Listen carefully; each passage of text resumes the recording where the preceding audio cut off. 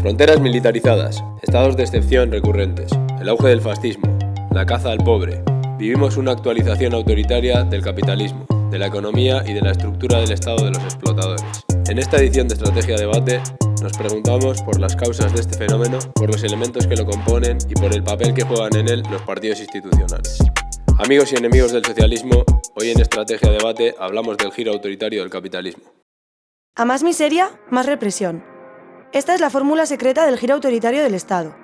25% de aumento del gasto en defensa, subidas salariales del 38% para policías y guardias civiles, reforzamiento de la industria de control migratorio, militarización de las fuerzas policiales en todo el planeta, aprobación de nuevas leyes represivas, tambores que anuncian una tercera guerra mundial.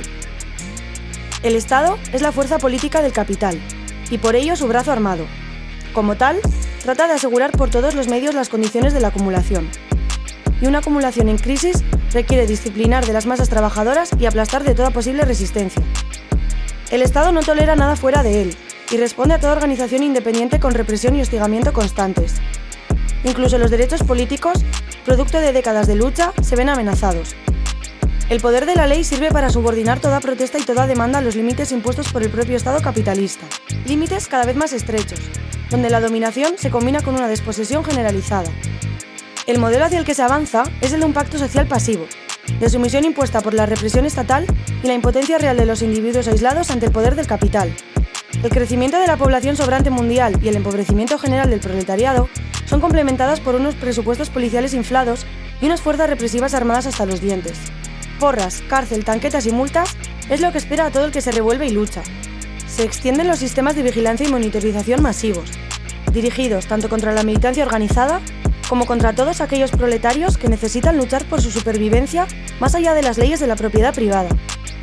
Fronteras blindadas, pelotas de goma y centros de detención como los CIES esperan a quienes huyen de tierras devastadas por la miseria y la catástrofe climática. Cada día, las bombas y misiles de las principales potencias capitalistas destrozan los cuerpos de miles de desposeídos en guerras impulsadas por la lógica del beneficio. Mientras tanto, el avance de actores e ideologías de corte neofascista anuncia una nueva era de reacción. Desde Vox al nivel del Parlamento, al Frente Obrero en las calles, desde Le Pen hasta Desocupa o Bastión Frontal.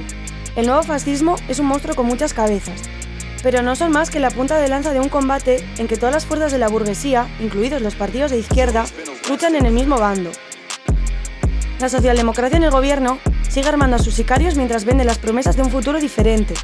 Y desde Chile hasta Cádiz, cuando los cantos de sirena no funcionan, los gobiernos reformistas recurren a las sirenas de policía, a las detenciones, las tanquetas y los gases lacrimógenos.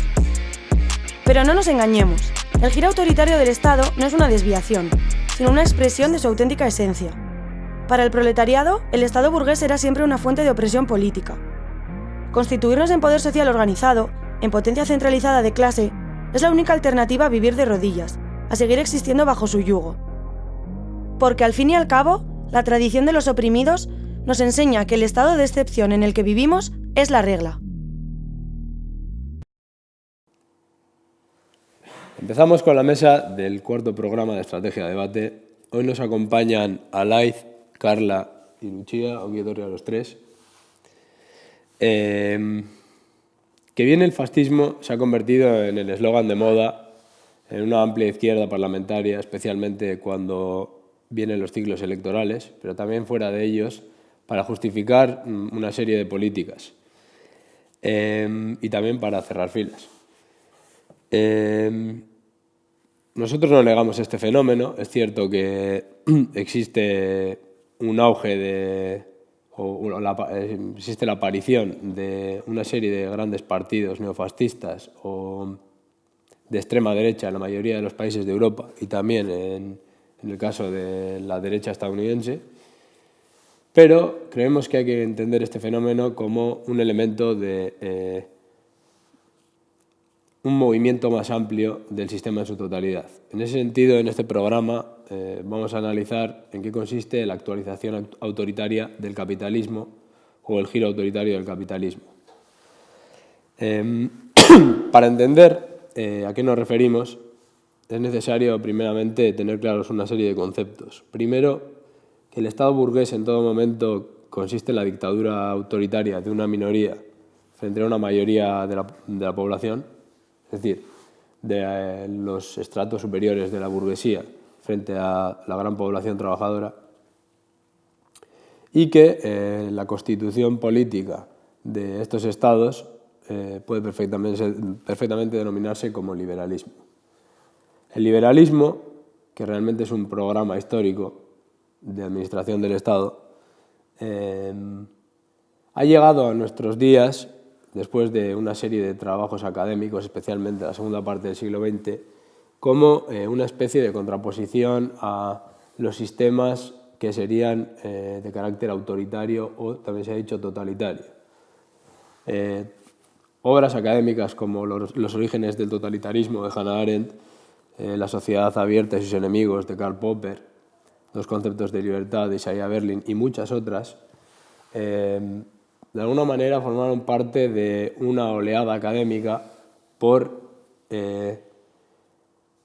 generar una falsa dicotomía entre sistemas contrarios a la libertad, entre los cuales de forma sinónima estarían el fascismo y la ideología o el programa político histórico de la clase dominada, que es el comunismo, frente a una variante de la burguesía distinta al fascismo, que sería el liberalismo, que pretendidamente sería una forma abierta de participación que garantizaría unas libertades mínimas a todo el mundo. Esto es falso y ahora lo vamos a ver con las reformas que está habiendo.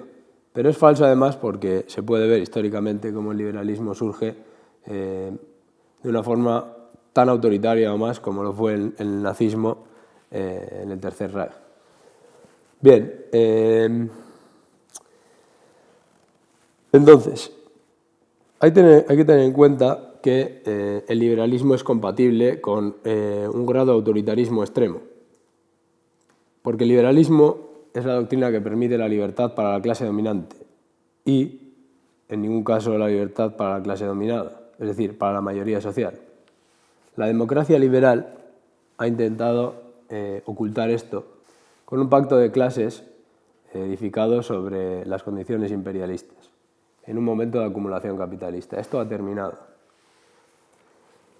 Nos encontramos en una coyuntura en la cual la crisis capitalista global dificulta la acumulación capitalista y, por lo tanto, las democracias liberales, como ya hemos tratado en otras ocasiones y vamos a tratar hoy también, tienen que mutar de forma.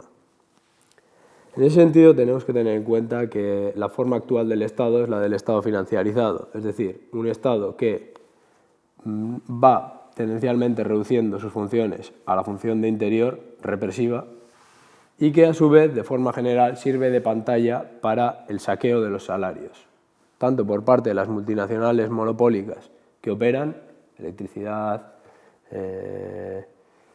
combustibles, etcétera, como de el saqueo mediante los intereses de la deuda a toda la estructura de salarios de cada uno de los países por parte del capital financiero.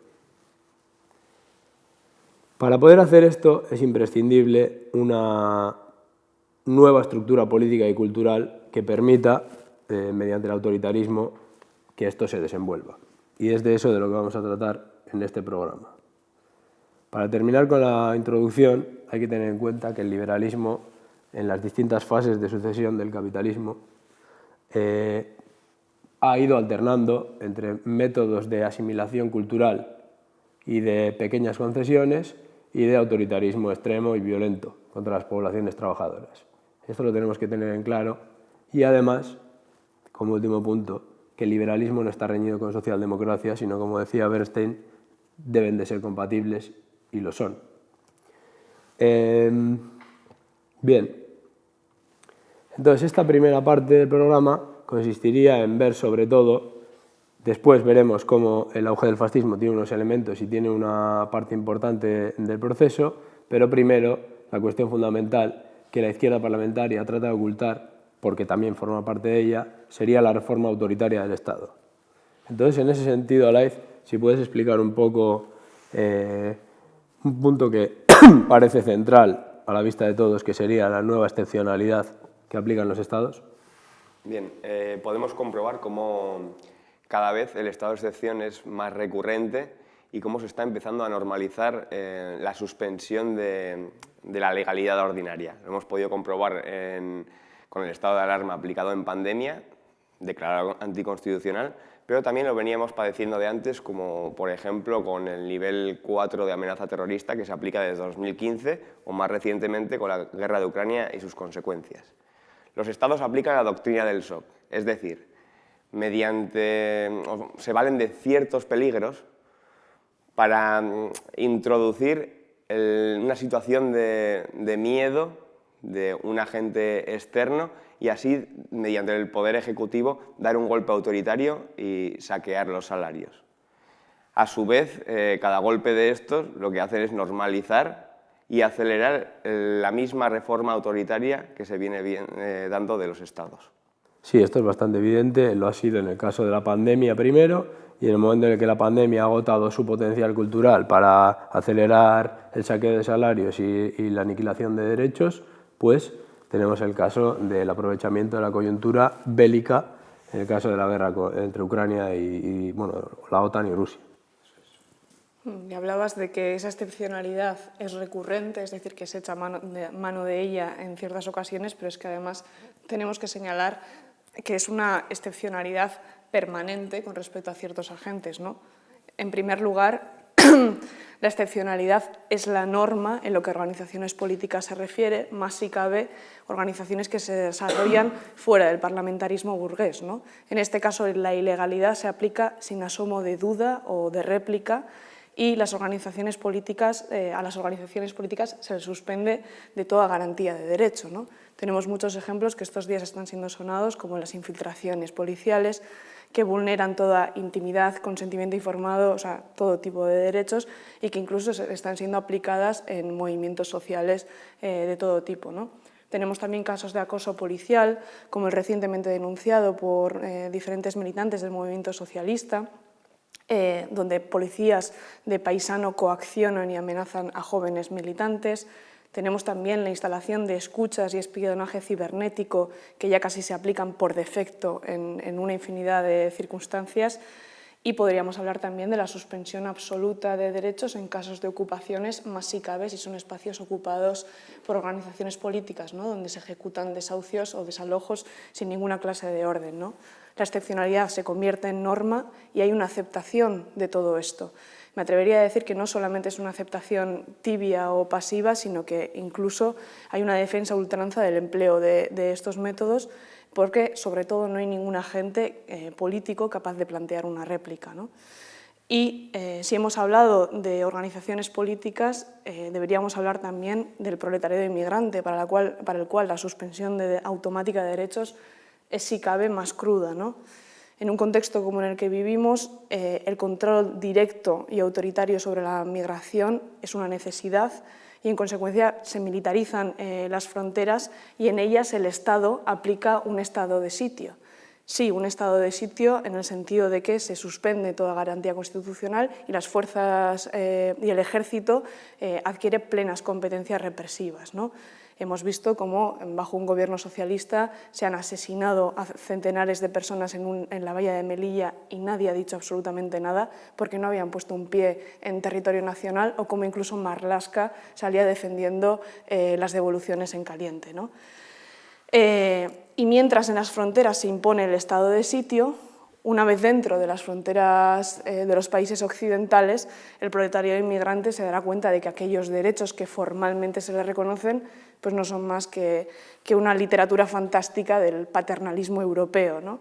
Se enfrentarán al constante acoso policial, al encerramiento, e incluso si quisieran organizarse, la propia ley les prohíbe a las personas en situación irregular cualquier derecho de asociación, reunión o sindicación, ¿no? Por lo tanto, hablamos de una excepcionalidad y debemos ser muy conscientes de que esta ha sido sistemáticamente y permanentemente aplicada a ciertos sectores. Sí, igual una puntualización en ese sentido. Querría puntualizar el papel del Poder Judicial en todo esto. Es decir, hay que tener en cuenta que para el liberalismo utópico, porque esto es muy gracioso, para los liberales el socialismo es el socialismo real, el que reprime a su clase.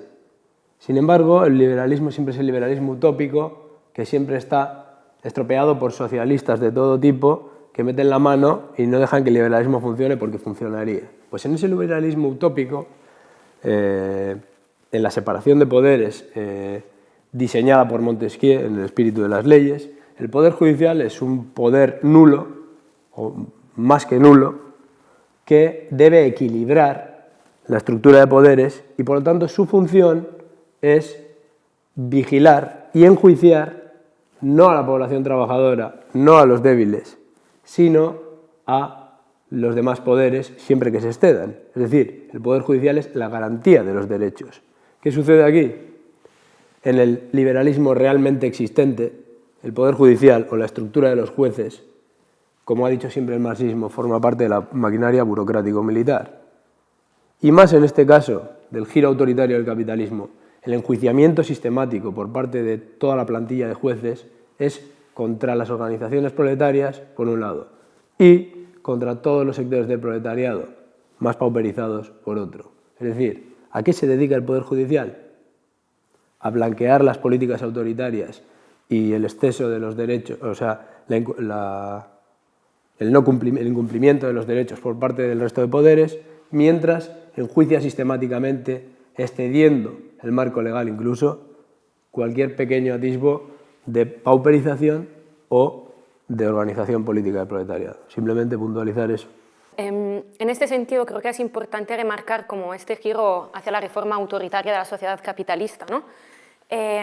Está pertrechado y cubierto por una ofensiva legislativa apoyada realmente por todos los partidos políticos e institucionales, parlamentarios, que se apoya, por un lado, en un recorte de derechos y, por otro lado, en un endurecimiento de los castigos, cuyo objetivo es el disciplinamiento social y político del proletariado y pues, implantar un mayor control sobre el proletariado mismo, ¿no?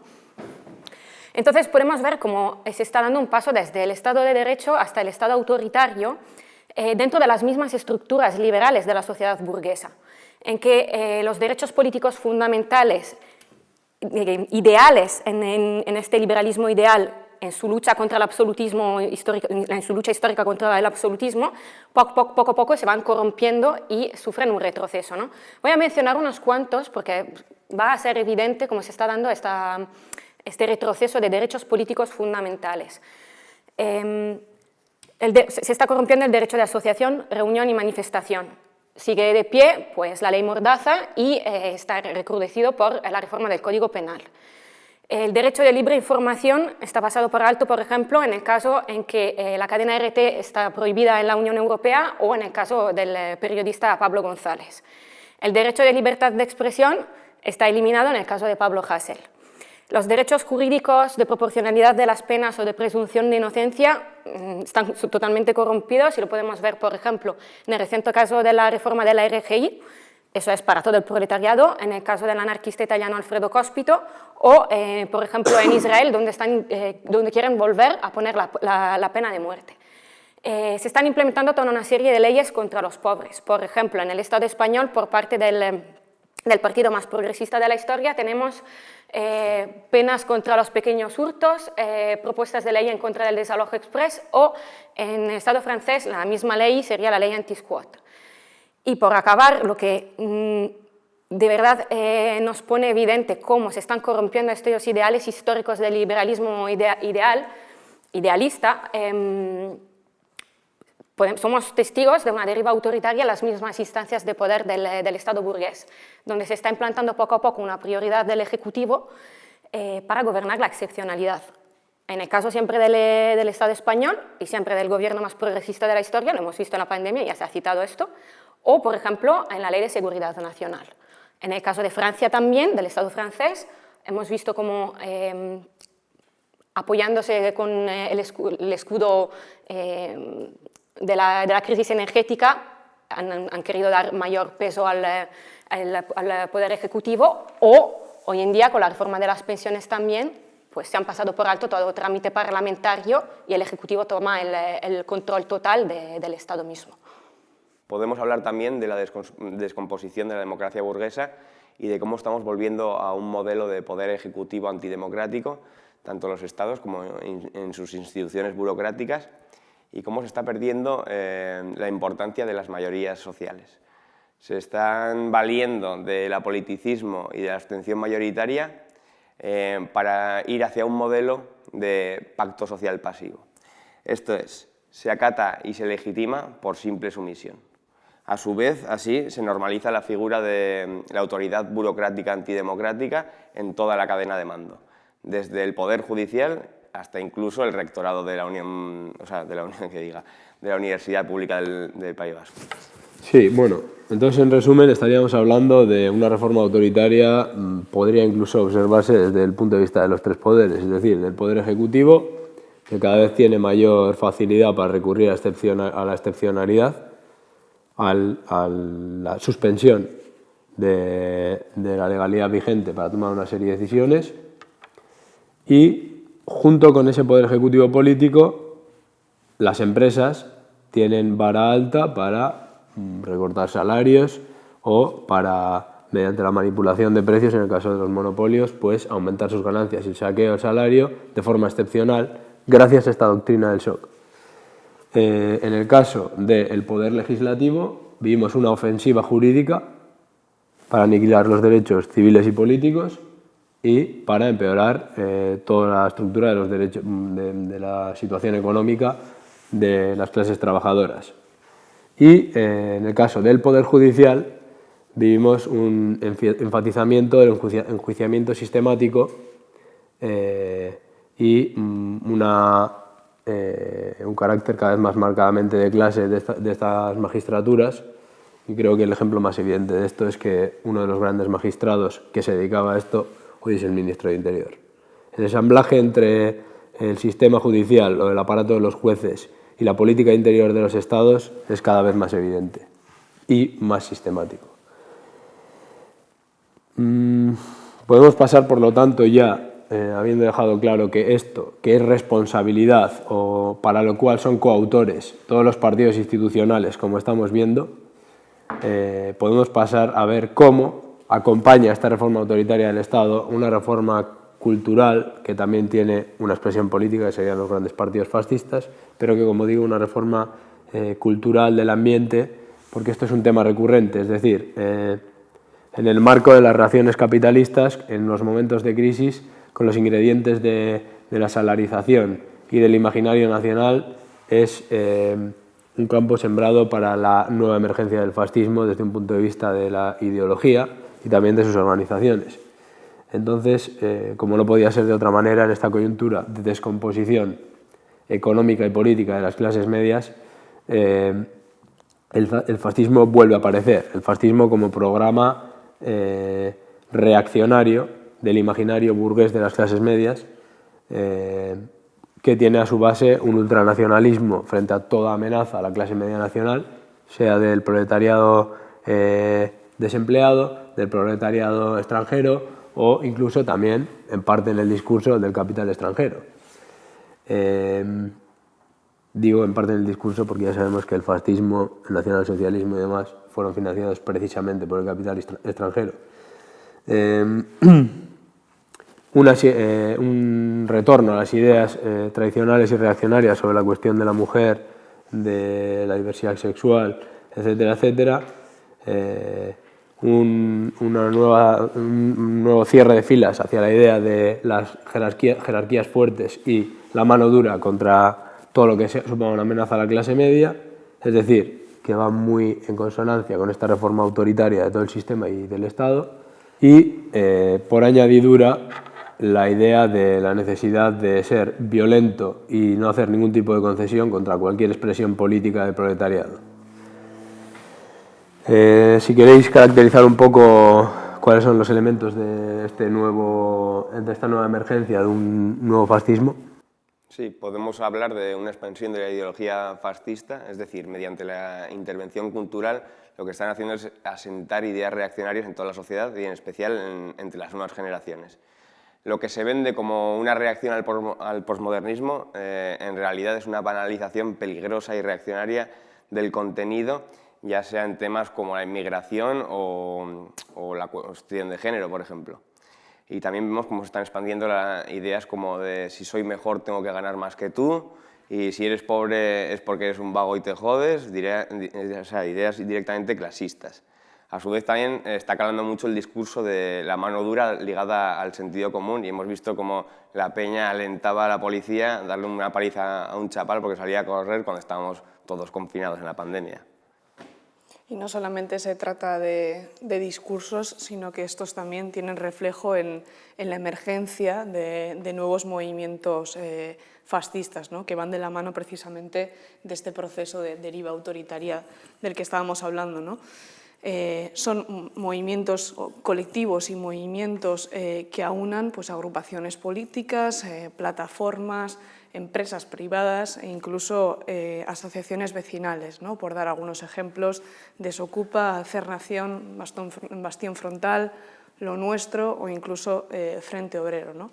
Y aquí hay que decir algo claro, y es que se trata de organizaciones necesarias a este proceso que estábamos mencionando, pero al mismo tiempo independientes con respecto al Estado. ¿Y en qué medidas son necesarias? Pues bien, son grupos que pueden aplicar la violencia de forma directa, ya que están libres de las ataduras que podría tener la institución, ¿no? Y en ese sentido, pues, un buen ejemplo de esto sería el caso de Desocupa, ¿no? Que ejecuta desalojos ilegales, pudiendo así saltarse pues, los trámites de un proceso judicial, ¿no? Pero son grupos, además, que en una situación de guerra, en un contexto bélico, sirven potencialmente para infundir terror dentro y fuera de las líneas de combate, ¿no? Y puede parecer algo muy lejano, pero tenemos un ejemplo muy claro como es el batallón Azov, ¿no? Además, todo esto existe y prolifera porque hay mecanismos que crean un espacio de impunidad y de estos movimientos cuando son necesarios, ¿no? Empezando por la impunidad policial e ilegal, pero también debemos hablar de una tendencia cultural que acompaña a la tendencia autoritaria del Estado, ¿no? Ya se ha comentado, pero estas intervenciones culturales no solo son frutos de las intervenciones de los partidos neofascistas, sino participan de un contexto general donde incluso partidos de la izquierda aplican toda una serie de medidas de excepción y medidas autoritarias, ¿no? Si tienes un gobierno socialista que penaliza los hurtos, pues genera un sentido común pues bueno, favorable a utilizar la mano dura con el pobre, o un partido verde alemán que impulsa un rearme y una militarización, pues entonces un sentido común totalmente favorable a la escalada bélica, etc. Sí, yo diría que se está dando un proceso de fascistización de la sociedad burguesa que se cristaliza también en un proceso de fascistización del Estado que se retroalimenta a través de diferentes factores sociales como los que tú acabas de mencionar, grupos que se generan en toda la sociedad, pero luego que se ve mucho también en las mismas estructuras del Estado, ¿no? Por lo cual, este proceso de fascistización del Estado se retroalimenta gracias a partidos y gobiernos postfascistas o de extrema derecha que vemos aparecer en toda Europa, cuya función realmente es ejecutar y acelerar el viraje autoritario de la sociedad.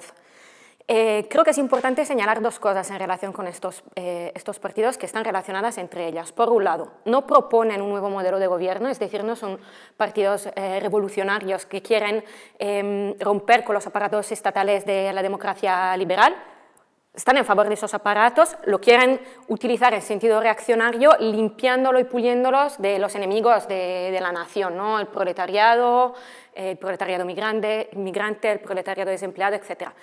Pero se mueven dentro del marco formal de la democracia burguesa y empujan hacia un aumento del autoritarismo dentro del marco formal de la democracia burguesa. Lo podemos ver, por ejemplo, en el caso de Italia con el gobierno Meloni, donde no ha cambiado sustancialmente las estructuras del Estado, ni el posicionamiento del Estado dentro de las estructuras de la Unión Europea, ¿no? Pero sí está promoviendo una serie de reformas y decretos que son reaccionarios, como puede ser el decreto contra los rave party, que puede parecer una tontería, pero realmente se puede utilizar en contra del derecho de asociación y de manifestación, una serie de decretos contra la inmigración, han aumentado los desahucios en Italia, los gastos militares, como en el resto de toda Europa, están aumentando, y han propuesto medidas para endurecer la cadena perpetua en Italia. Lo vemos también en el caso de Polonia, que es un poco más agudo, yo creo, Pero en el caso de Polonia, porque han llevado adelante una serie de medidas bastante radicales, reaccionarias.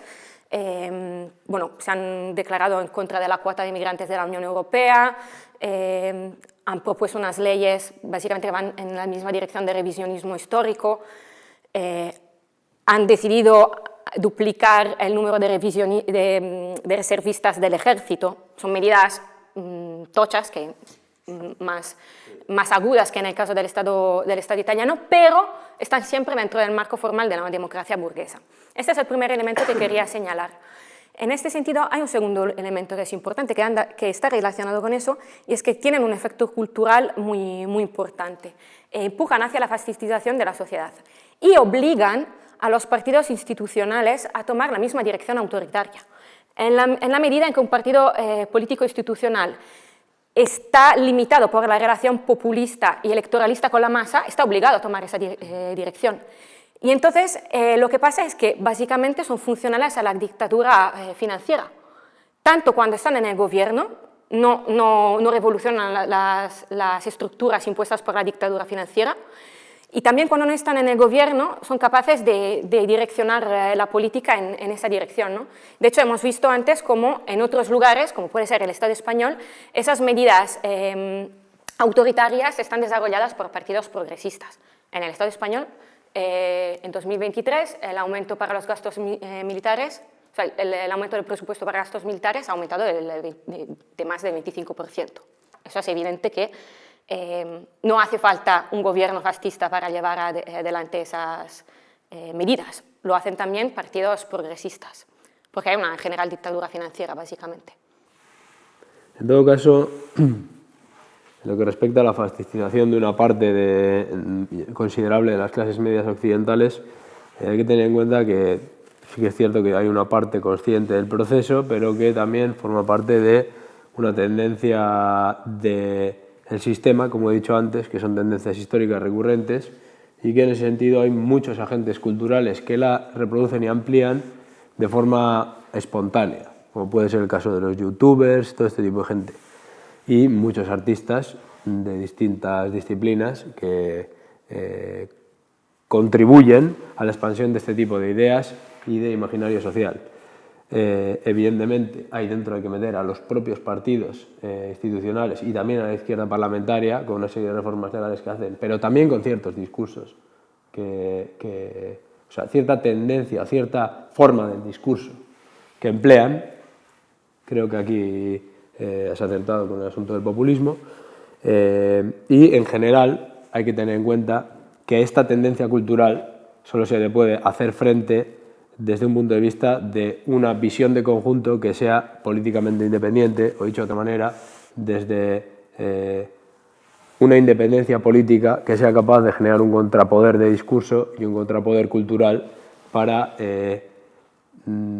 parar esa tendencia histórica hacia la fascistización en el contexto de crisis y transformarla en, digamos, combustible revolucionario. O dicho de otra manera, que esta descomposición de las clases medias tienda hacia la organización revolucionaria socialista y no hacia el aplauso sumiso y pasivo a el aplastamiento del débil. Entonces vamos a pasar a la última parte del programa, que sería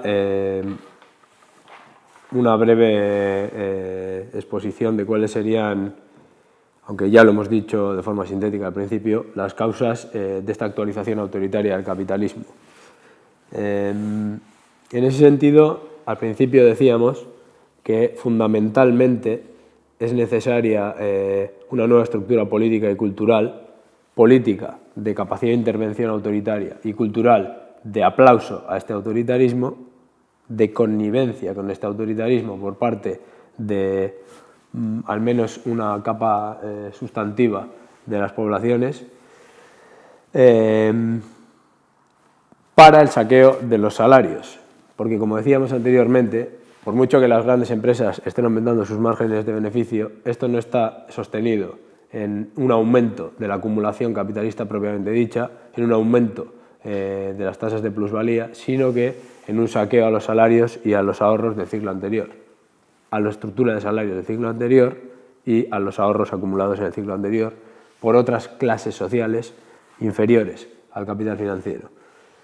En ese sentido, la primera función sería esa, a la que habría que añadir funciones de carácter de control de la población trabajadora y de carácter biopolítico. Vamos a ahondar en estos elementos.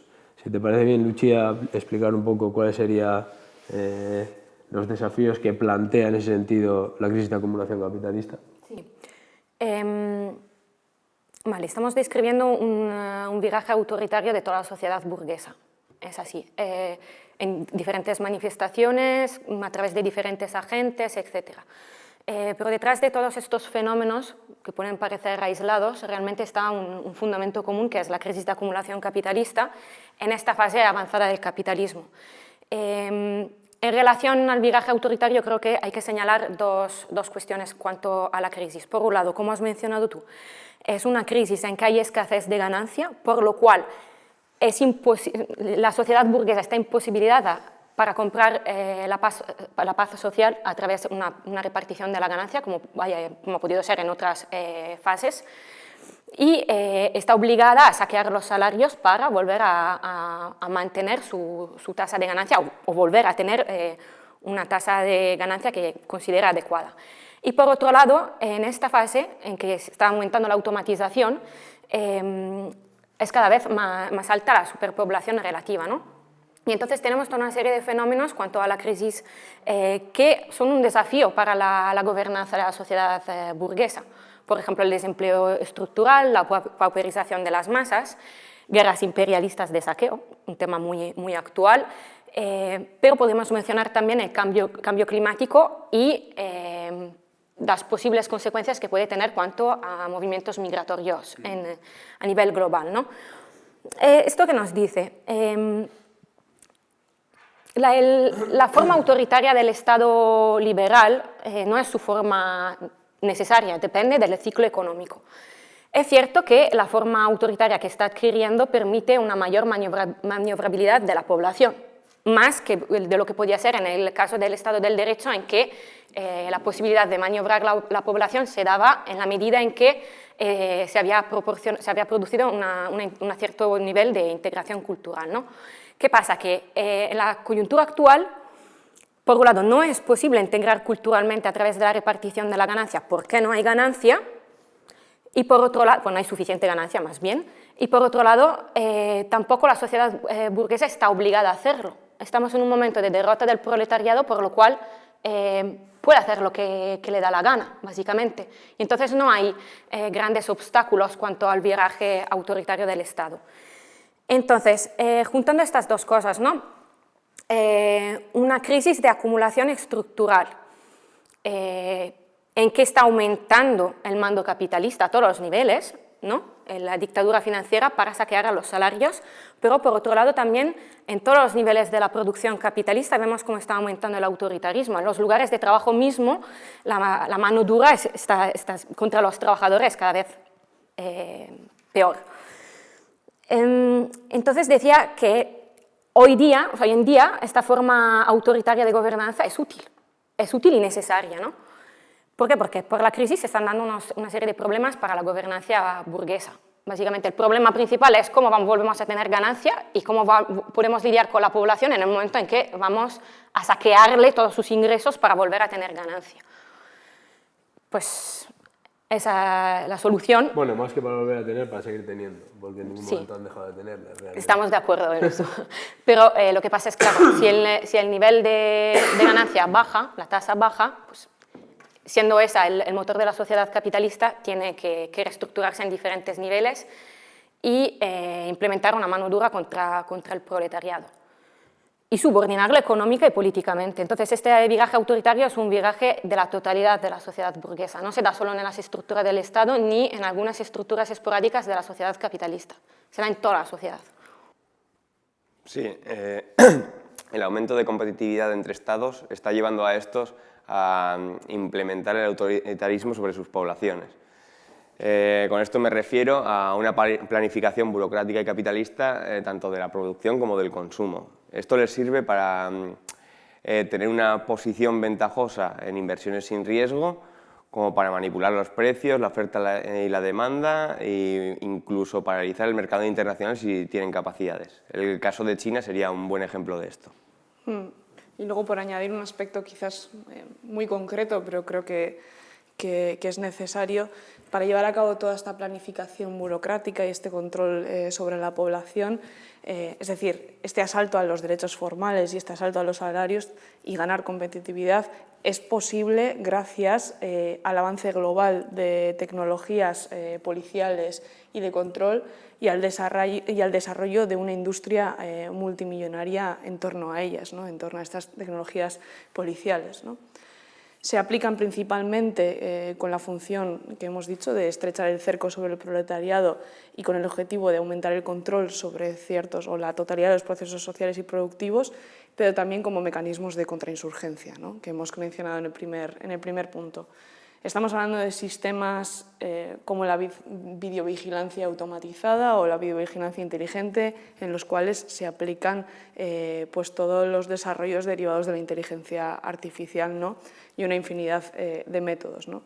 Como dato curioso, hay ciertas empresas que están haciendo unos grandes esfuerzos de marketing para vender estos sistemas, sobre todo a los estados, y están dirigiendo sus esfuerzos de marketing según el tipo de Estado o según el tipo de partido que esté en cada caso en el gobierno, ¿no? Si se trata, por ejemplo, de un ayuntamiento de derecha o de extrema derecha, privilegian un discurso relacionado con la seguridad ciudadana y el control, y sin embargo, si se trata de un ayuntamiento de corte más progresista, se está empezando a hablar de smart cities o ciudades inteligentes en las cuales todos estos sistemas, siendo exactamente los mismos sistemas, se aplican bajo funciones como controlar el tráfico, encontrar a un niño perdido o regular o controlar a quien no está reciclando en un barrio, ¿no?